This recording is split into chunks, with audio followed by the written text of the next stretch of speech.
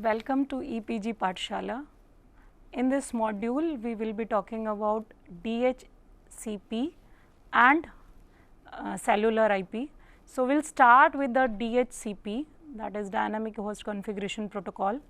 So, what basically the internet service providers are doing? Internet service providers are giving us the services and they are providing us the IP addresses. So, IP addresses, that is internet protocol addresses, are given to us. So, how these addresses are given to us? How the assignment of these addresses is done? So, that is taken care by TCP IP. So, TCP IP basically the configuration part is done, or on the server side configuration is to be done. So, for doing that configuration, TCP IP requires configuration for hardware, software and packets and all. So, for that configuration we require different protocols. So, one of the protocols in that is the BOOTP protocol. So, earlier that was used, that is BOOTP protocol. So, BOOTP protocol, after that BOOTP protocol we came across the DHCP protocol. So, the Dynamic Host Configuration Protocol. Basically things are moving dynamically right now. So, if I am using wireless devices, I am moving from one cell to another cell. So, I am moving from one place to another place, and when I am moving one place to another place, I want different IP addresses. So, if I need different IP addresses, then I have to see that how to assign those IP addresses. So, this particular module we will discuss what is DHCP and why we need it, and what is the format and how it has been assigned. And then end of the module we will talking about the cellular IP, that is cellular internet protocol. So, now we will start with the first one, that is introduction part. If we talk about each computer connected with the TCP IP network, so each require IP address. So, earlier what happened, the TCP IP configuration protocols, in that they came across bootstrap protocol, that is also called BOOTP. So, what this BOOTP was doing is, it allowing the host machine to obtain all the information automatically during the startup process, and it is implemented, BOOTP was implemented with the help of UDP and used for Unix diskless workstation to get the location of the network to assign IP addresses. So, BOOTP is basically some network at that particular time embedded this protocol in their BIOS itself, BIOS of the network interface card, which allowed direct network booting. So, BOOTP protocol, some of the networks they have given in the BIOS itself. So, then we come across the next protocol. After BOOTP, there was a requirement for the dynamic allocation of IP addresses. So, for that the standard came across DHCP, that is Dynamic Host Configuration Protocol. Basically what it is doing, it is giving on lease IP addresses. So, right now I am using one IP address, but once my work is over and I am moving from one location to other location, in that case that IP address is leased to some other device. So, DHCP is basically meant for leasing the IP addresses from one device to another device. So, now we talk about the need of dynamic configuration. So, ISP have continually changing set of customer. Now, the portable devices, portable laptops, computer, wireless connections make it possible to move computer from one place to another place. So, when my customer is moving from one location to another location, so I have to see in my network how to assign the IP address. So, for that IP address assignment, DHCP is used. So, most of the internet service providers, they are using this configuration, that is DHCP configuration, to assigning the IP. Basically they are giving that particular IP on lease for some time. Once my work is get over, then I can leave that line. So, now that IP address can be used by some other devices. So, basically Whenever any new computer is connected to the network, it sends the request to the server for an IP address. The server selects one of the address from the range of IP addresses available and assign the address to the computer based on the list provided by the ISP. So basically ISP is giving you the IP addresses and you are assigning that range of that IP addresses to the client which are part of your network. So basically DHCP is randomly assigning from that range only, or the range which is assigned to you.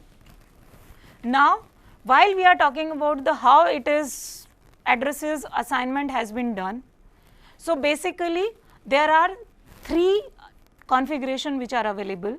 The first we talk about the manual configuration. So what basically the manual configuration says that whenever an administration or manager wants to configure a specific address, that specific address is to be assigned to the connected device on the network. The second configuration is automatic.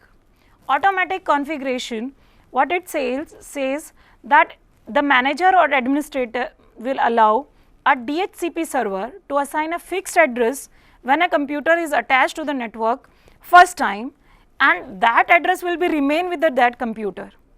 So that is the second one, that is automatic configuration, and number of times we do the automatic configuration. Now the third category is the dynamic configuration, because we require dynamic configuration. Dynamic configuration is most of the time is done by for the devices or the machine which are in the moving nature. So in dynamic configuration method, an IP address is assigned to the machine for a short period of time. Based on the loan period, a server will assign an IP address. Dynamic IP addressing is most powerful aspect of DHCP.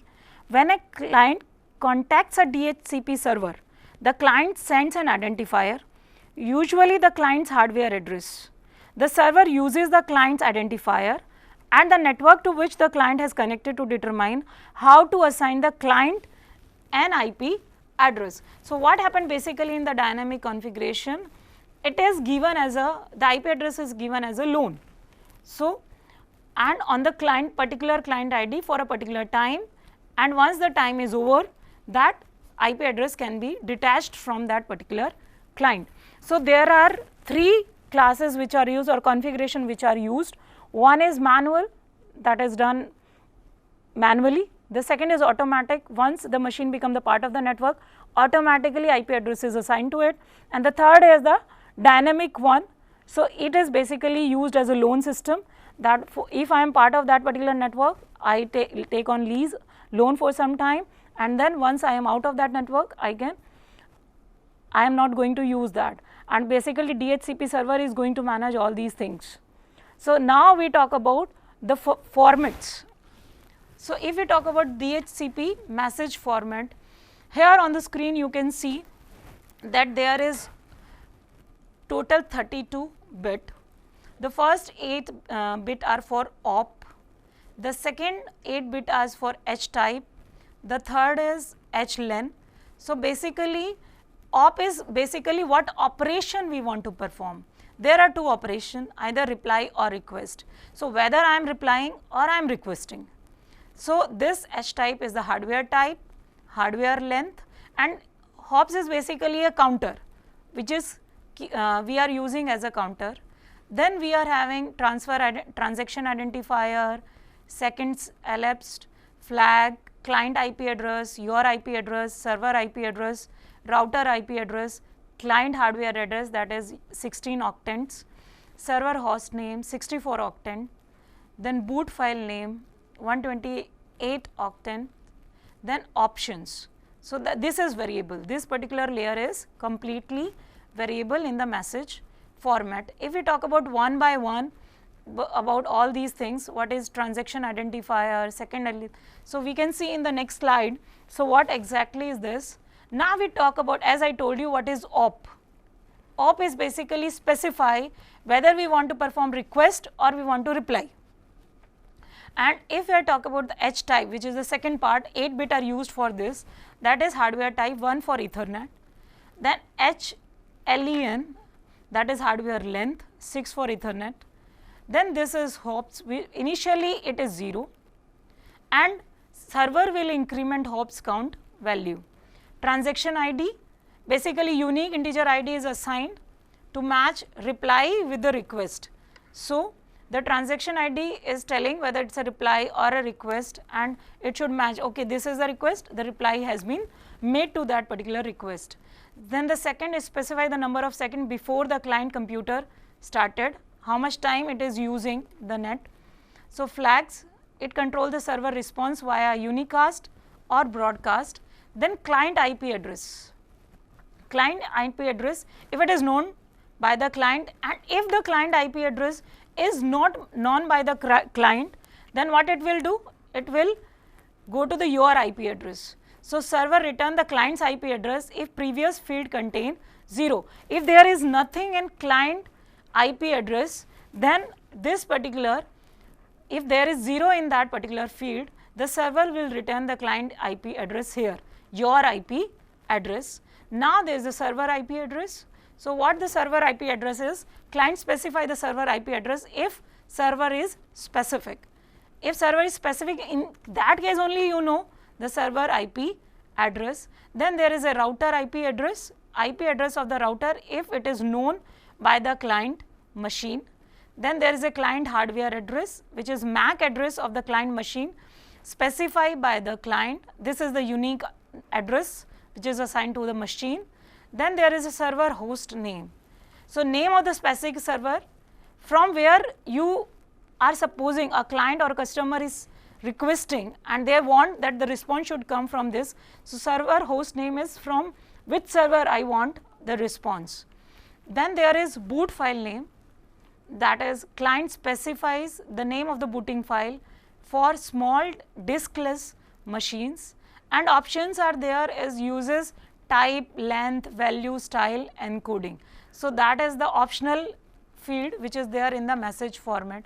So, if we go back to the this message format, here now you understand 8-bit for operation, reply or request, then this 8-bit for hardware type, hardware length and hops. So, and identifier should matching with the reply and response, we require this and all these things. If this client IP address is having value 0, then this your IP address will come into picture and here is the server host name from where a client is wanting a response. So, if I want a response from Gmail, so that means I have to go to the server of the Gmail. So, that basically the server host name should be happen here. So, this is all about the DHCP message format. Now, how the addresses is to be taken, DHCP is allocating the addresses states or there are different states which are there in the DHCP, that initially whenever I want an IP address, I am a customer, I am a client and I am using the device. If I am asking for any, I want to make any request for any resource or any IP address. So, there is a stack which is different states which are used. So, these next slide is showing this how the address acquisition states are there. So, we will start with the initialize. So, basically this is the initial time, it is 0. So, whenever any host is there, any client is there, initialization is there. So, what I will do is as a client, I will send a DHCP discover.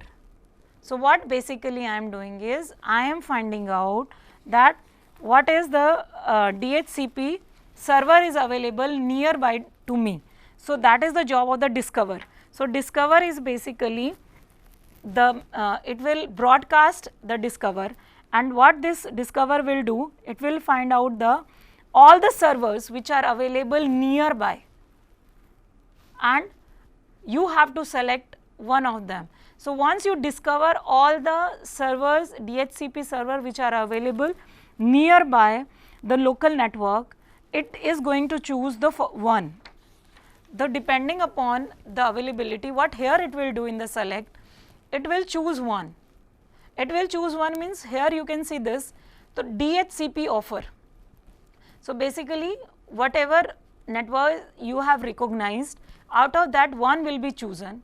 Once you choose that on which you have to use, which host, which server you have to use, then it will go to the DHCP offer. So now what is happening is, I got an IP address. So now I have to see the IP address availability. Now what the server will do, it will send DHCP offer message to the client machine. If all servers are busy, then client will not get any response. But if the client will be in the select state, so all the offers, when the client will be in the select state, so all the offers of the server can be viewed by the client, and if it finds feasibility, then send request to the server using DHCP request message type. So what basically it is doing, here it will send that DHCP request, so it will come in the request state. So the third state is the request state, that now I am waiting for the response from the server. Now once the server wants to find out, it will give a acknowledgement. This here you can see is the DHCP ACK, that is acknowledgement from DHCP confirming that request, and client will be in a bound state for the given period of time. So now the client is in the bound state. Once the request is accepted by the server, then it is in the bound state.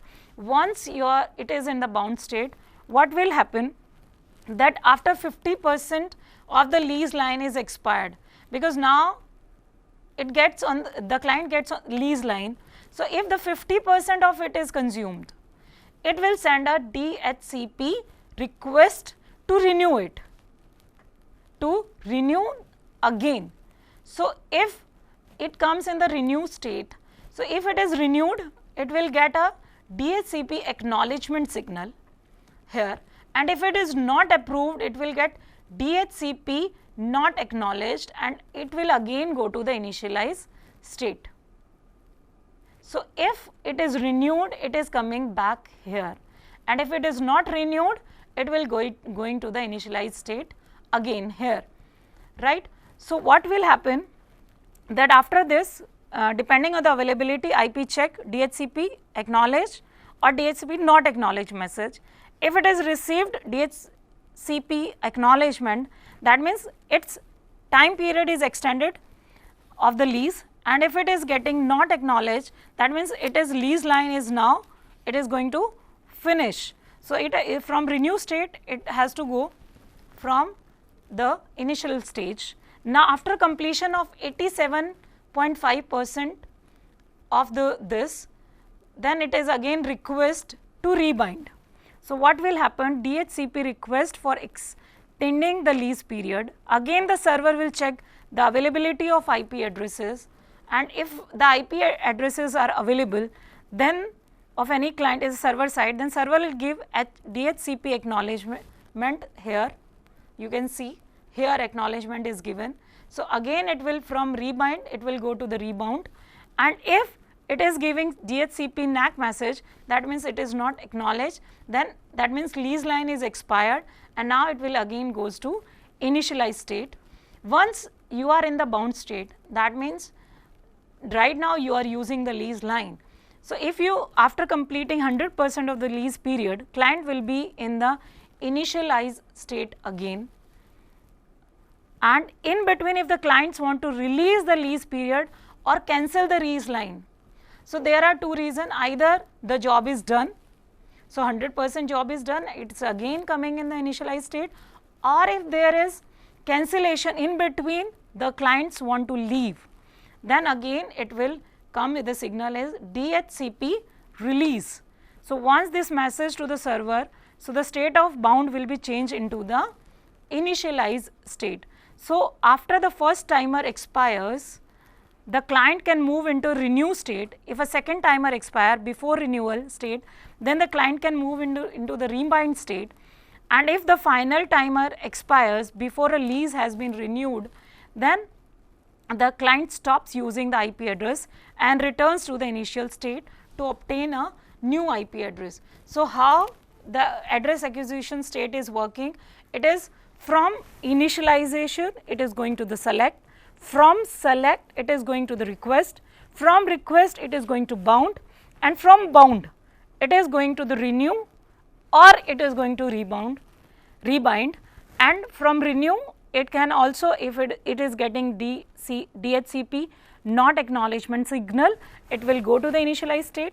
So, it is checking 50%, 87.5% and 100%, and in between if the client himself wants to release, then it can cancel release, and DHCP release signal is to be sent to the server, and it will again come to the initializer state. So, this is how DHCP addressing is taken care by at DHCP stack. So, here you have understood by this diagram that how basically the DHCP is assigning the IP addresses to the different clients dynamically. So, based on moving from one location to another location, if I want the dynamic IP of that particular network, it is dynamically, it has been assigned. So, availability of IP address will be there, and from that it will be assigned to the client. Client is sending a request, and based on the request, if DHCP server is having available IP addresses, it can be assigned to the client. So, this is basically the dynamic host configuration protocol. Now, we will talk about what is cellular IP. So, what is basically the already we have discussed first this how this is happening in these different slides, address acquisition state. Now, we talk about the cellular IP. So, when we talk about the cellular IP technology is improving day by day, and significant innovations are happening in the world for internet protocols such as voice over internet protocol, mobile IP, cellular IP, different IPs are available. So, what VoIP is used for sending communication, multimedia sessions over internet network. Mobile IP allows any mobile device user to move from one place to another by maintaining their permanent IP address. It is also suited for client server mechanism where security is must. Cellular IP is a standard provided by Internet Engineering Task Force IETF.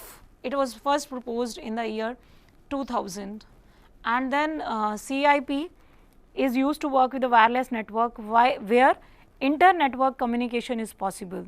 CIP can accommodate large number of users by maintaining distributed paging and routing caches. There is no need for new packet format, address allocation, and even for encapsulation because it is using mobile IP. There are basically the 4 fundamental design principles of cellular internet protocol, like location information is stored in distributed databases. Location information referring to a mobile host is created and updated by regular IP datagram. So, originated by said mobile host. Then location information is also stored as a soft state. So, basically the location management is ideal mobile host is separated from location management of the host. So, basically cellular IP is also managing the local locations. In the local location how the movement is to be done. So, cellular IP is basically using this. In this diagram here you can see that internet is there, here you can see internet, and these GWs are basically the gateways, and till here is a mobile IP. And when we are talking about the wireless access network, so wireless access network is here. So, each and every wireless network having local mobility and handoff.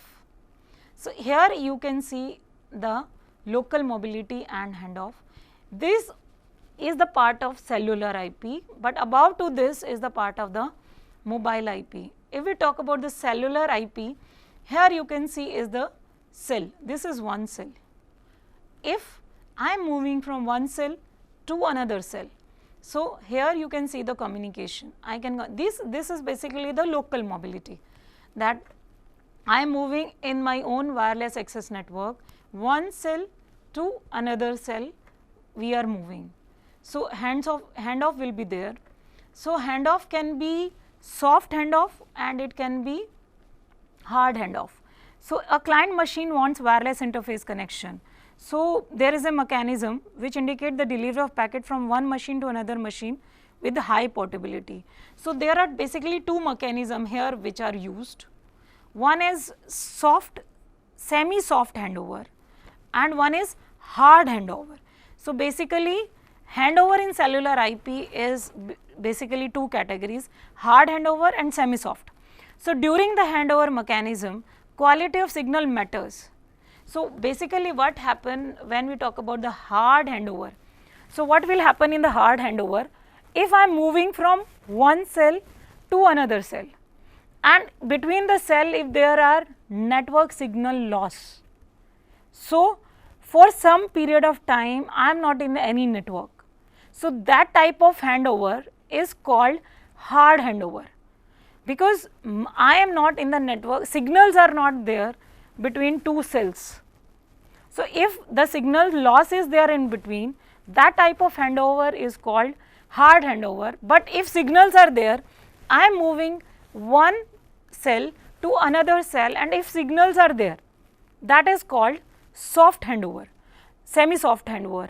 So basically we always prefer to go for the semi-soft handover, so that the connection loss will not be there. So basically cellular IP is providing us the local mobility, and the local mobility, how the handoff is taken care, whether we are using we are having hard handover, which we never prefer, or we are having semi-soft handover, which we always prefer, so that network loss will not be there. There is some overlapping of the signals should be there.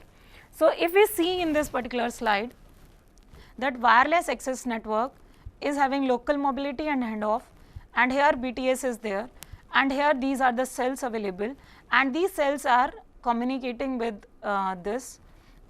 with each other. We are moving from one cell to another cell, another cell to another cell, and we always prefer to have a semi-soft handover to this. So cellular IP can interwork with mobile IP. So here cellular IP is there and now mobile IP is there. So we always want they go in hand, cellular IP and mobile IP, to support wide area mobility. That is possible with the help of mobile IP. So now here these are the client machine wants wireless internet connection, so changing frequently, and we always want delivery of packet should be fine. So already I had talked about the cellular IP hard handover, semi-soft handover. We always go for the semi-soft handover method, because we don't want the quality of signal should be not there. So signal should be there and the connectivity should not be lost. So in summary we can say that DHCP is basically your dynamic host configuration protocol, which is always required for those networks where number of IP addresses is limited and host machine are in scale in and scale and scale out, means they are coming in, they are moving out. So whenever we are having such type of network, we always want to use DHCP, because they are supporting the mobility, and based on the range of the IP addresses available with the DHCP server, the IP address can be assigned as a lease line and then it can be released based on the requirement. So that is basically the DHCP work. Now to use DHCP, host machine become client in the network, and client starts 3 timers after obtaining an IP address from the server, and DHCP can be used in the multiple subnets. If we talk about the cellular IP, so cellular IP can work with all mobile IP networks that supports wireless communication, and CIP can accommodate large number of users by maintaining distributed paging and routing caches. So what we can say is cellular IP is giving us the local mobility. So local mobility is given by CIP, and to get the wider range of mobility, it has to work with the mobile IP with the help of gateway, and it is connected to the internet and for wider mobility. So in nutshell we can say DHCP is required for dynamic host configuration protocol, for dynamic assigning the IP addresses, and cellular IP is used for interacting in the local mobility and handover mechanism, and which are always used hand in hand with the mobile IP. So, this is what we have learned from this module is DHCP is must, because we are using mobile devices, and for mobile devices usage we require, if you want to use internet and all, we require DHCP. And we also discussed the cellular IP, we have discussed the format, message format of DHCP, what type of different states are available, from initialization to select, select to request, request to bound, bound to you are having renew, renew to rebind, and again bound, or you are again going to the initializer state. And also we have seen in cellular IP that local cell to cell movement, how the handoff has been taken place, whether it is a hard or semi soft, but we always prefer that signal quality should be good. So, we can have the semi soft handoffs. So, this is all about this module. Thanks for visiting EPG Pathshala. Thank you.